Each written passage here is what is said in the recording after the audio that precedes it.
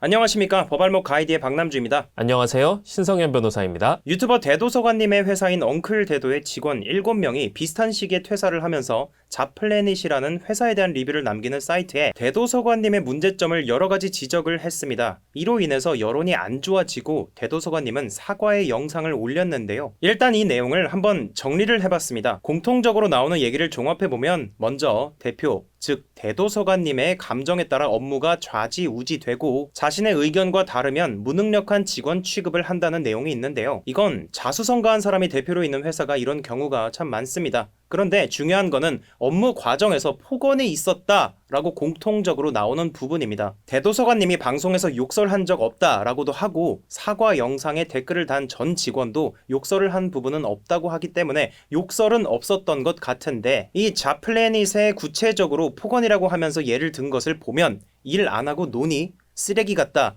편집해본 적 없냐? 등이 나오는데요. 일각에서는 뭐 저런 게 왜 폭언이냐? 저 정도는 아무것도 아니다 라고 말씀하시는 분들도 계신데 개인마다 용인할 수 있는 자극의 정도는 다르기 때문에 일부 직원 입장에서는 마음의 상처가 되는 말이라고 보이는데 어떻게 보십니까? 네, 일단 뭐 이 얘기를 하려면 폭언이 과연 법적으로 제재가 가능한 부분이냐 이거부터 살펴봐야겠죠. 우리는 또 법얼목 가이드니까. 네. 폭언은 모욕죄나 폭행죄, 직장 내 괴롭힘 이런 것들로 충분히 제재가 가능합니다. 자, 그러면 이제 대도서관님께서 했던 좀 전에 그 발언들이 과연 폭언에 해당하느냐 이 문제를 생각을 해볼 때 일 안 하고 노니 뭐 편집해 본 적 없냐 뭐 이런 것들은 너무 작업의 퀄리티가 떨어지면 이런 말도 할 수 있을 것 같습니다. 하지만 쓰레기 같다 라는 표현은 좀 애매하긴 해요. 물론 이것도 아마 결과물에 대한 얘기이긴 하겠는데 그렇다고 하더라도 이거는 충분히 인격을 모독하는 비하하는 발언이 될 수도 있거든요. 쓰레기 같은 작업물을 만들어내는 나는 그럼 뭐냐 이렇게 될 수가 있는 거기 때문에 문제를 삼으려면 또 삼을 수도 있을 것 같습니다. 매우 가까운 위치에서 또 매우 큰 소리로 귀에다 폭언을 했다라고 하면 폭행죄에 해당할 수도 있습니다. 실제 그런 사례가 존재를 해요. 전후 사정을 좀 봐야 될 것 같아요. 당시 상황을. 그리고 모욕죄에 해당하느냐도 역시 공연성을 필요로 하잖아요. 과연 이게 단둘이 있을 때 했던 얘기냐 아니면 다른 직원들이 있을 때 했던 얘기냐 뭐 이런 것들도 좀 따져볼 필요가 있습니다. 그래서 결국 실제로 대도서관님의 발언이 법적으로 제재가 가능한 폭언이냐라는 문제는 결국 양측에서 좀 더 많은 사실관계를 제공을 해줘야 우리가 법적인 판단을 해볼 수 있겠다. 이렇게 말씀드릴 수 있을 것 같네요. 네, 그런데 공개된 직원과의 카톡에서 뭔가 성의 없어 보이는 대답도 있고 네네 이렇게 말이죠. 그리고 평가받기 싫다면서 싸웠던 얘기도 공개가 되기도 하고 또 대도서관님이 공개한 자료에 대해 이건 일부일 뿐이다. 통화로 더 많은 얘기가 오갔다. 라는 반박도 있기 때문에 사태의 추이를 좀 지켜볼 필요는 있는 것 같습니다. 다음은 이 퇴사한 직원이 자플래닛에 남긴 리뷰 그 자체에 대해서 얘기를 해보겠습니다. 어떤 회사를 다니던 사람이 그 회사에 대해서 직접 경험한 바에 기반을 두고 단점을 지적하는 것 너무나도 좋다고 생각합니다. 이건 그 회사에 입사를 하려는 사람들을 위한 공익적인 목적도 달성될 수 있기 때문이죠. 사실에 기반을 둔 공익적 목적의 리뷰는 위법성이 조각돼서 명예훼손죄로 처벌받지 않습니다. 하지만 거짓 리뷰 작성자는 허위사실 적시 명예훼손죄 처벌 대상이 되겠죠. 이번 리뷰 글들 중에 하나를 보면 20명에 가까운 직원들이 전부 퇴사하는 데는 이유가 있지 않을까요?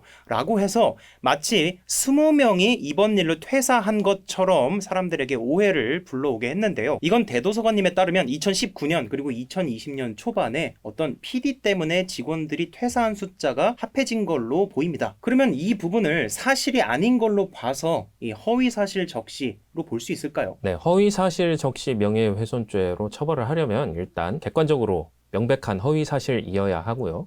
또 주관적으로 이 허위사실이라는 인식이 있어야 합니다. 그런데 실제 리뷰 글을 보면 이번 일로 20명이 다 퇴사했다라고 쓰지는 않았거든요. 20명이 퇴사를 한 걸 보면 이 회사에 문제가 있는 거 아니냐 이런 자기의 의견을 얘기를 한 것일 뿐입니다. 그래서 이게 객관적으로 명백한 허위사실이다라고 보기가 좀 어려울 수 있어요. 법적으로 그렇단 말이죠? 네네네. 네. 실제로는 많은 사람들이 이번 일로 20명이 퇴사한 것처럼 오해를 사기는 했지만 딱 그 문장만 놓고 보면 이게 명백한 허위사실이다라고 말하기는 조금 부족하지 않나 그런 생각이 듭니다. 일단. 그리고 주관적으로도 허위사실에 대한 인식이 필요하다고 말씀을 드렸잖아요. 이번 일로 20명 퇴사한 거 아니잖아 라고 공격을 하면 이 작성자는 내가 언제 이번 일로 20명이 퇴사했다고 했어요? 나는 그냥 전체적으로 이 회사가 20명이 퇴사를 했으니까 문제가 있다고 했을 뿐이에요 라고 얘기를 하면 허위 사실을 적시한다라는 인식이 없었던 걸로 볼 수도 있거든요. 네. 네, 그렇게 되면은 이제 사실 허위 사실 적시 명예훼손죄로 처벌하기는 좀 어렵지 않을까 그런 생각이 들긴 합니다.